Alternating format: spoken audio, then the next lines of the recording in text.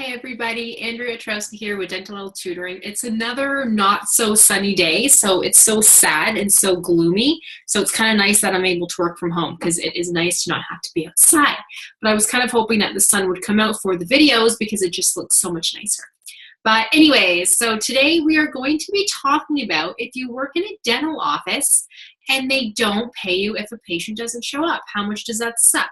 Now, what I want to say is start looking for another job, but I know that that's as easy or not as easy as it sounds, right? I would not work in an office where they didn't pay me if a patient didn't show up, but I also have the luxury of being able to tutor from home, so that's awesome, and I sell lip sense on the side. So if you're a student who wants to earn some extra income, let me know, because I am looking for students to sell lip sense with me. It is lipstick that does not come off on your mask, nothing. In fact, I have some on now.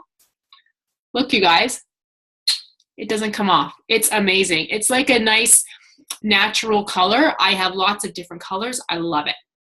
But if you don't have that luxury of being able to work from home and you need to work in a dental office, if you're able to ask at the interview, because they will likely say, do you have any questions? Like if you go for an interview, they will ask you, hopefully, if you have questions. One of your questions should be, do you get paid, or does the hygienist get paid, or assistant, but the assistant should, but does the hygienist get paid if the patient doesn't show up?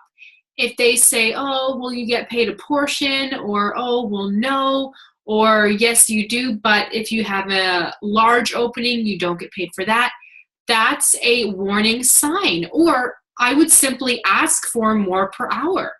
Honestly, that's the way around it. If an office says to you, no, we do not pay you if a patient doesn't show up, or if you have an opening in this schedule, say then I say you were asking for $30 an hour, say then I would like to ask for 36, because it's not in my control if a patient doesn't show up and I don't work for free.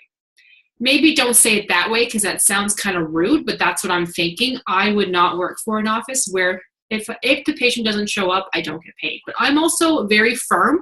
I'm very opinionated, and that is something that I would say. But obviously, you all need to work somewhere, and maybe you just simply don't feel comfortable asking that, and that is okay too.